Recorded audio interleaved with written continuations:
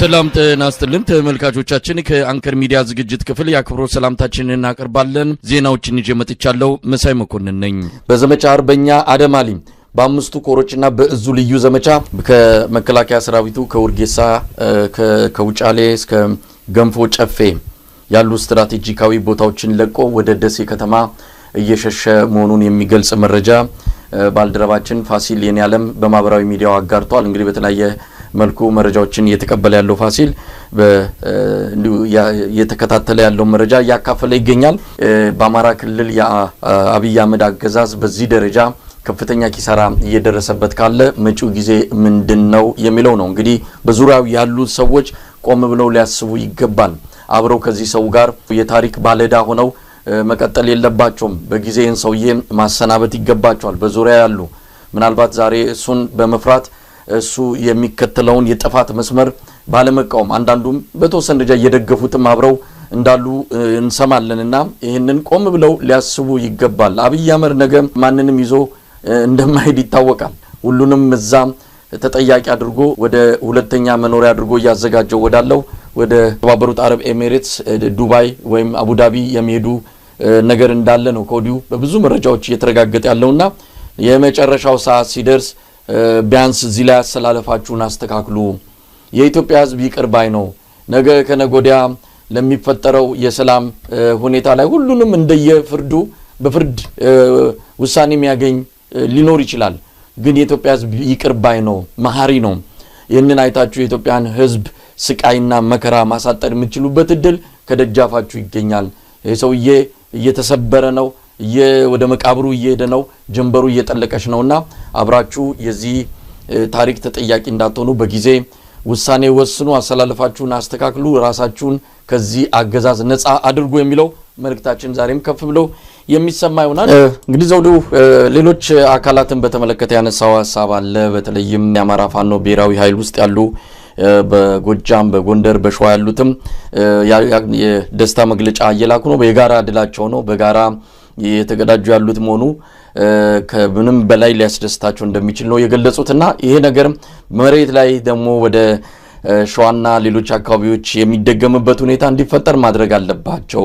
ቀደም ሲል እንደተባለው የተጀመረውን ነገር ቶሎ ቶሎ ማካሄድ ይገባል። የባከኑ ጊዜያቶች አሉ። ከዚህ በኋላ ጊዜም የለም።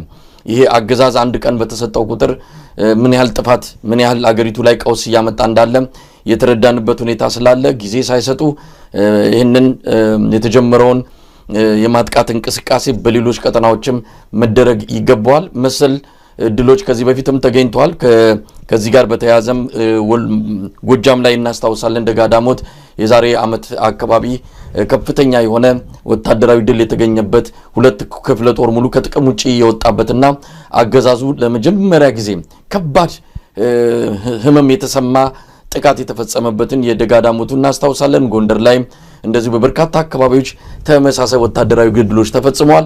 በአንድ ወቅት በተመሳሳይ ጊዜ የሚደረግ የማጥቃት እንቅስቃሴ ደግሞ የአገዛዙን አጠቃላይ እንቅስቃሴ ነው ከጫዋታ ውጪ የሚያወጣው። እዚህም እዚያም ጥቃት ሲከፈት ወታደሮችን ማጓጓዝ ከወዲህ ወዳ ማንቀሳቀስ የሚችልበት አቅም ስለማይኖረው በቀላሉ ለማንበርከክ ይመቻልና ሌሎች አካባቢዎች ያሉ የፋኖ አደረጃጀቶችም በቶሎ የማጥቃት እንቅስቃሴ የሚከፍቱበትና አገዛዙን ከዚህም ከዛም ማንቆራጠጥ የሚችሉበት እድል አለና በዚህ በሰሞኑ የወሎ ድል በመበረታታት ከፍተኛ የሆነ ታሪክ ሊመዘግቡ እንዲችሉ ነው እንግዲህ ከያቅጣጫው አስተያየትም እየተሰጠ የሚገኘው። በነገራችን ላይ የሸዋ ማነው የወሎ ድሉ ላይ አንድ መታወቅ ያለበት ሙጃ የተባለችው ስትራቴጂክ ከተማን መያዝ ያለውን ትልቅ ወታደራዊ ጠቀሜታ ነው።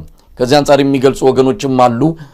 ሙጃ ማለት ወደ ተለያዩ አቅጣጫዎች ወደ ደቡብ ወሎም ወደ ደቡብ ጎንደር ወደ ሰሜን ጎንደርም ጭምር ወደ ተለያዩ አቅጣጫዎች ለሚደረግ ወታደራዊ እንቅስቃሴ ማዕከልና ስትራቴጂ ሆና ምታገለግል ናት። ህወሓትም ያኔ ሙጃን ከያዘ በኋላ ነው እስከ ሰሜን ሸዋ ለዘለቀበት የዛን ጊዜው እንቅስቃሴው ትልቅ አስተዋጽኦ ያደረገው ሙጃ ከተማን መቆጣጠሩ ነው።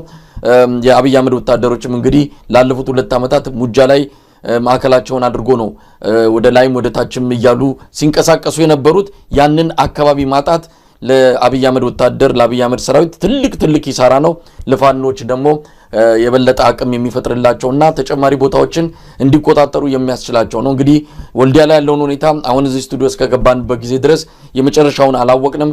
ላሊበላ አካባቢ እንደዚሁ ወደ አውሮፕላን ማረፊያው ውጊያ እንዳለ እየተነገረን ያለው ጋሸና፣ ሌሎች አካባቢዎችም እንደዚሁ ውጊያዎች ቀጥለዋል።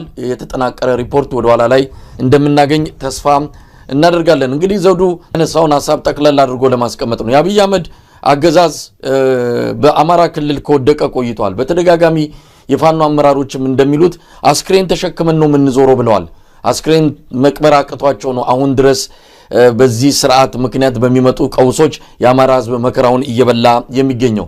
ስለዚህ አሁን እንደነዚህ አይነት ወታደራዊ ድሮች ያገዛዙ ጀንበር እየጠለቀ መሆኑን ነገ ከነጎዲያ የበለጡ ድሎችን የምናይ ከሆነ ምናልባትም የ4 ኪሎ ወንበር የተነቃነቀው የሚነቀልበትና የሚወገድበት ጊዜ ሩቅ እንደማይሆን እንጠብቃለን። ግን ይህንን የአንድ ሰሞን ብቻ እንዳይሆን ሰሞኑን ድል ተገኘ ተብሎ ከእንደገና አርፎ የመቀመጥ ሳይሆን በዚህ ድል ላይ ተጨማሪ ድል ወደ ኋላ እንዳይመለስ ከእንደገና ተደራጅቶ እንዳይመጣ ከማዕከላት በተለይም ከማሰልጠኛ ከማዕከላት ህፃናት ወታደሮችን በአውቶቡስ እያጓጓዘ ለሌላ ዙር ፍጅት እንዳያመጣ ስትራቴጂ ነድፎ ይህንንም ነገር ማስቀረት የሚቻልበት ለምሳሌ እንደ ብር ሸለቆ አካባቢ ያሉትን ሌሎች ለአማራ ፋኖ ቀረብ ያሉ ወታደራዊ ካምፖች ላይም እንደዚሁ እርምጃ በመውሰድ የማሰልጠን አቅሙን ተጨማሪ ህፃናት ወታደሮችን ወደ ጦር ሜዳ እንዳይለቅ የማድረግ አቅሙን ማዳከም ይገባልና ከዚህ አንፃርም ስትራቴጂ ነድፎ መንቀሳቀስ ይገባቸዋል። ለነሱ ይሄን ሁሉ መንገርም የሚጠበቅብን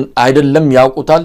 ምናልባት ይህንን ነገር በቅርቡ ሊያሰሙን እንደሚችሉ ተስፋ እናደርጋለን። በአጠቃላይ ወታደራዊ ድሉ ፖለቲካዊ ትርጉም ያለው ለፋኖች ግርማ ሞገስን የጨመረላቸው ለአገዛዙ ደግሞ የበለጠ ውድቀቱ እየተቃረበ መምጣቱን ያመላከተ ነው ማለት እንችላለን። ዘውዱ ቀጥታ ከአማራ ፋኖ ብሔራዊ ኃይል ህዝብ ግንኙነት ክፍል የዕለቱን መረጃዎች ሊያደርሰን አርበኛ ዮሐንስ ንጉሱ መስመር ላይ ይገኛል። እንደው አርበኛ ዮሐንስ በጣም አስደናቂ ነው የምንሰማቸው ነገሮች ከትላንት ጀምሮ ዛሬ እንግዲህ ሙሉ በሙሉ የሰሜን ወሎ ቀጠና ከብልጽግና ወታደር ነፃ እየወጣ ያለ ይመስላል። በጣም ቁልፍ የሆኑ ቦታዎች ወሳኝ የሆኑ አካባቢዎች በፋኖ እጅ መግባታቸውን ጉልህ የሚባሉ ፖለቲካ ድሎች ከወታደራዊ ትጥቆችና መሳሪያዎች እንደዚሁም ከሰራዊቱ ከሰው ኃይልም አንፃር ከፍተኛ ድል የተገኘበት ነው። እንግዲህ ይሄ ድል ተጠብቆ እንዲቆይ በሌሎች ቀጠናዎችም የፈጠረው መነቃቃት እያየን ነው። እናንተም ወደ ጎንደር ያላችሁ ጎጃምም እንደዚሁ የደስታ መልእክት እየላካችሁ ትገኛላችሁና ምን ማለት ነው ይሄ ድል ለእናንተም ሆነ ለአጠቃላይ የአማራ ህዝብ ትግል ምን አይነት ትርጉም ይሰጣል? መልካም ይህ የሚያሳየው የመጨረሻው መጀመሪያ መሆኑን ነው። የሥርዓቱ አገዛዙን ለመቅበር የሚደረገው ትግል የአማራ ህዝብ የመከራ ጊዜ ሊያከትም የመጨረሻው መጀመሪያ ምዕራፍ ላይ እየተጠጋ መሆኑን ነው ማየት የሚቻለው። ይህ የመጨረሻው መጀመሪያ እንቅስቃሴ ደግሞ ጠላት በርካታ ወጪ ያወጣበት በርካታ ስራ የሰራው የሚልበት እንደዚሁም የጠላት ጄኔራል ሹመት ማዕረግ ሲሿሿሙ በከረሙበት በሰነበቱበት ሳምንት ውስጥ እየተፈጸመ እጅግ አኩሪ ድል ነው።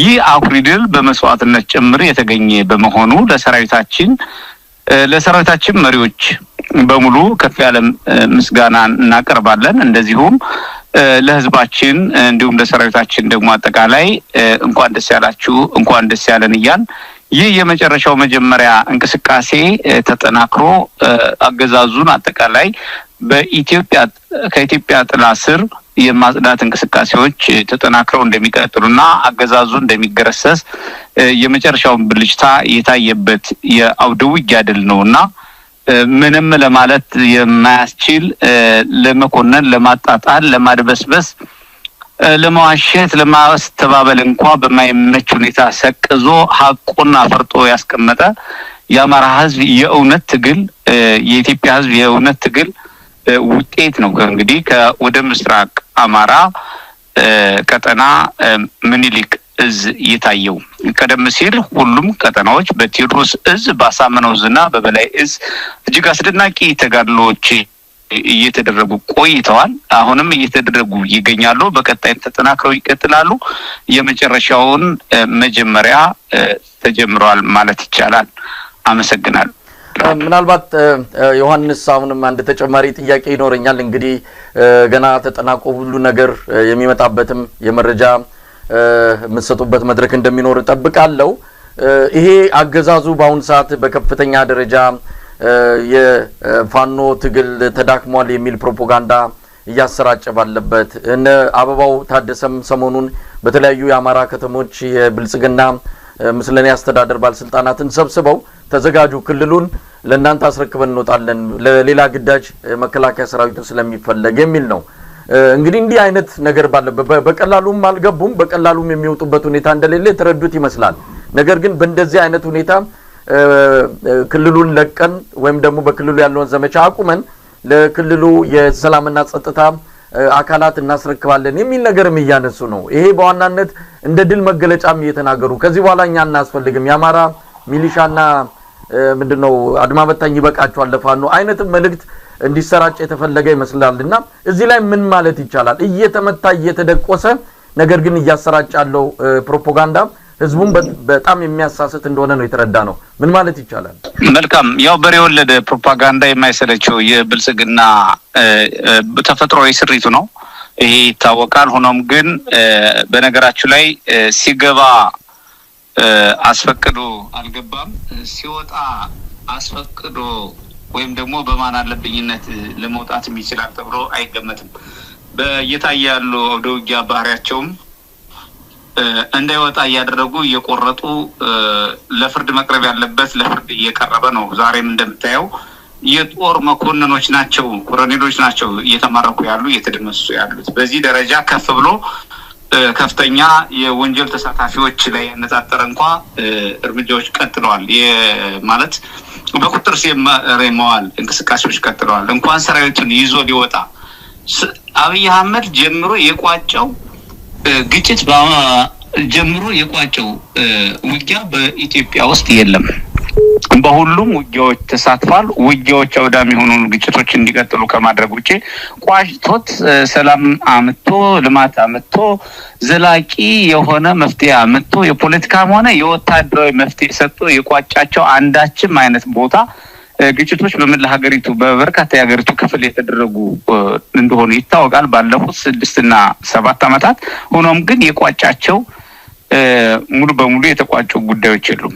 ስለዚህ ችግሩ ያለው መፍትሄ ማምጣት ካልቻለው አገዛዝ ስለሆነ አገዛዙን ማስወገድ እና አበባው ታደሰ አንድ ማመን ያለባቸው ነገር አለ። እሱም ድረሱልኝ ለሚላቸው ሰራዊት መድረስ እንደማይችሉ እነሱ ስለሚያውቁት ድረሱልኝ እያለ ለሚማረከው ሰራዊት እነሱ ስለሚያውቁት አብይ አህመድ ምንም ቢያወራም ምን ያህል ጉዳት እየደረሰባቸው እንደሆነ የሰራዊት አባላቱ ቆመው እየመሰከሩ ነው የሚገኙት። ይሄም አገዛዙ መሰረተ ቢስ ወንጀላዎችን ትቶ ሌሎች አማራጮችን ከመፈለግ ይልቅ በእንደዚህ አይነት ተራ ጉዳዮች ተወጥሮ ነው የሚገኘው። ክልሉን ጥቼ እወጣለሁ፣ አማራን ጥቼ እወጣለሁ የሚለው የማፈግፈጊያ አማራጮችን ሊጠቀም ይችላል እንጂ የሚሄድበትም ቦታም የለውም። አለኝ ብሎ የሚልበትም ነገር የለውም። ምክንያቱም በኢትዮጵያ ውስጥ እስካለ ድረስ አገዛዙ ያለ መገርሰስ ተከትለን መዋጋታችን ስለማይቀር እሱን ስለሚያውቅ ከኢትዮጵያ ወጥቶ አብይ አህመድ ሊሰደድ ይችላል እንጂ ይህ ሰራዊት ከፊሉ ወደ ስልጠና ከፊሉ ደግሞ በህግ ቢጠይቀው ወደ ህግ የሚሄድበት ሁኔታ ነው የሚኖረው፣ ወንጀለኛ ባለስልጣናትን ማለት ነው። ስለዚህ ምንም አይነት መፍትሄ በሌለበት ፕሮፓጋንዳቸው ግን መሰረታዊ ስለሆነ የቀጠለው መሳይ በጣም ነው ማመሰግነው። እንግዲህ አርበኛ ዮሐንስ ንጉሱ ያለውን መረጃ አዳዲስ ካሉ ወደ ኋላ ላይ አንድ ላይ ተጠናክሮ እንደምታካፍሉን ተስፋ እናደርጋለን። በጣም አመሰግናለሁ። እግዚአብሔር ይስጥልኝ።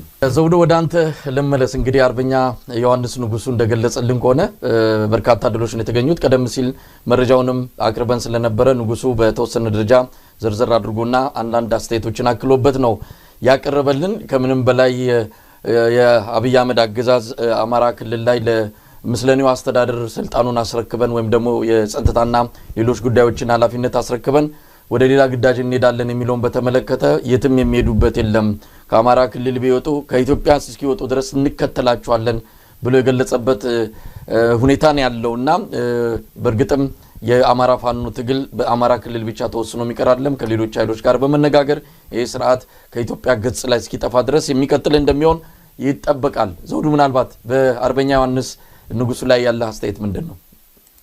አመሰግናለሁ መሳይ። አርበኛ ዮሐንስ እንግዲህ እውነቱን ነው መውጫ የላቸው የት ይደርሳሉ? ባለስልጣናቶቹ ምናልባት በአብይ አህመድና የቅርብ አጋሮቹ ምናልባት ከሀገር ሊወጡ ይችላል። ከዛ ውጭ የሚንቀሳቀሱበት ነገር ይኖራል ተብሎ አይገመትም። ለፍትህ ይቀርባሉ በህይወት ካሉ ማለት ነው። በህይወት ካሉ ለፍትህ ይቀርባሉ። ማንም የሚለቃቸው የለም። ፋኖ ዮሐንስ እንዳለው እየተከታተሉ እርምጃው ይቀጥላል። እነሱ እንዳሉት እንኳን መሳይ የምታውቀው እኮ ነው